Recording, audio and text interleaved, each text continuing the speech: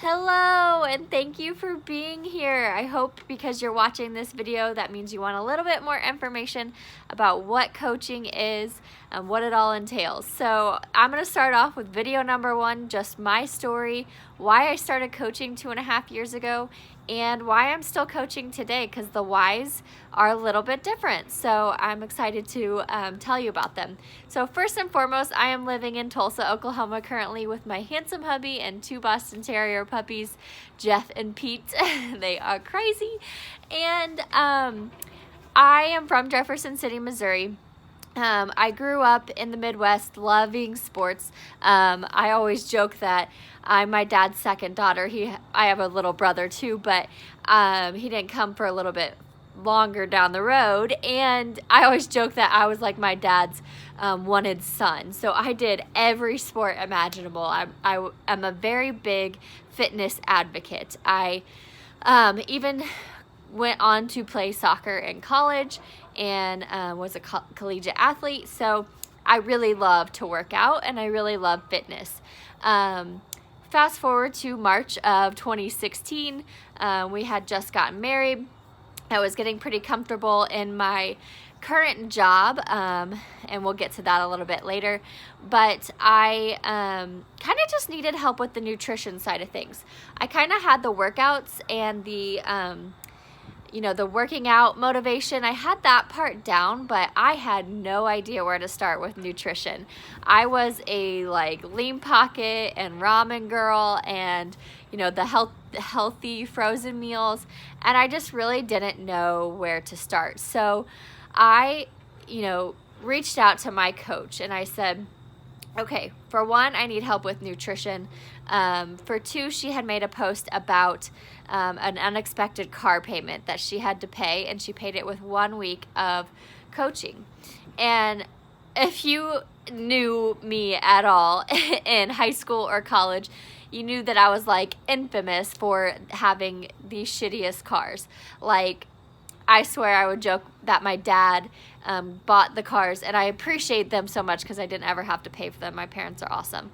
But he bought them from Matilda's dad. The hubcaps would fall off as you're driving away, and I had to bungee cord my driver's side shut on another car, and just no bumper on some things, on some cars, but they got me from point A to point B for the most part, but I had some shitty cars, and I had a lot of payments that I had to pay for, so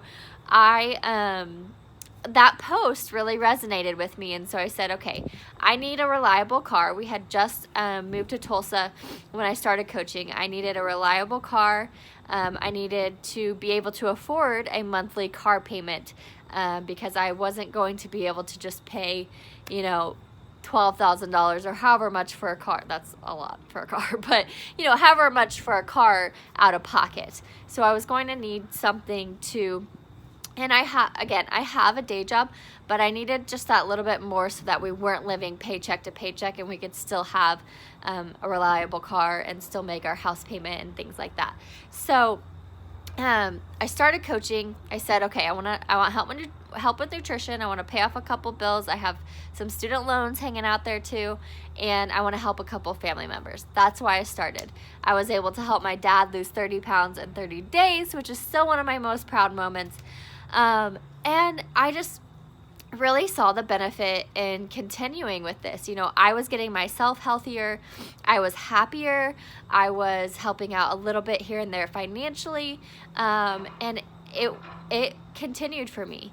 But I sat on that for a long time that I was a little bit too scared to be posting consistently at the time and be reaching out to people because I was so scared of what other people were going to think of me.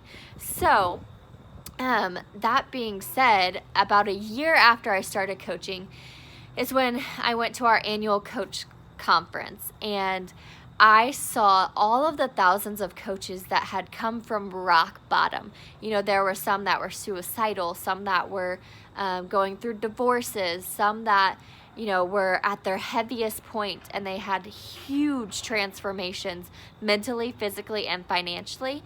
And I said, this company, not only do these coaches believe in it, but the CEO of the company itself believes in us. And that is when I really said, holy shit, I cannot care what other people think of me, because at the end of the day, I am helping change lives. I am helping someone, get out of that depression. I'm helping someone have confidence or self-love again in the way that they physically look or the way that they mentally talk to themselves. And it was from that moment on, about a year and a couple months later, that I said, I am going all in and I'm going to do the damn thing. And from then on, I've been able to change hundreds and hundreds of lives. And it's all because I saw it all come together. So now, as my income with coaching has progressed a little bit, my why has changed, because before, it was that nutrition and, I just kind of want to test it out, and that's all amazing. But I found myself kind of stuck in this rut at my current career. So I'm an event planner at a Marriott. I love what I do, but I didn't feel like I was passionate about it. And I still work there, but I didn't feel like it was making a difference in people's lives if I planned this corporate seminar, like these companies, and I do a couple of weddings here and there too, which are, life-changing moments. I'm not like huge into that kind of stuff, but basically I don't believe in spending 60 grand on one party. But I just had to talk to myself and say, is this something that I'm going to be passionate about for the rest of my life or ever? Is this something that I can get behind, going to work every day and leaving kids at home and feeling okay about it? Is it really that beneficial for me? And so, I started going through those scenarios in my mind, like what it could look like if I were to stay home with just the coaching income.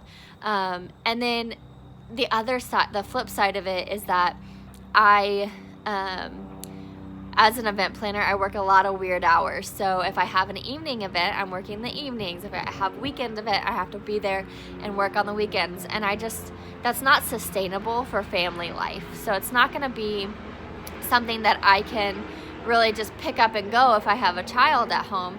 And I'll help my husband too, but he works also, so it's not something that I can just do on a whim when we have kids, like I do now with it. So I had to look at that too. And then the last kind of nail in the coffin for me was that I started looking into maternity leave, as we're family planning, and we get none. We get no maternity leave. And that, to me, I was like, oh, just bullet to my chest, because I was already having these can I do this forever thoughts. And now it's okay, well, now I'm working to offset the difference in income that I'm going to lose out on during maternity leave. And two, I want to have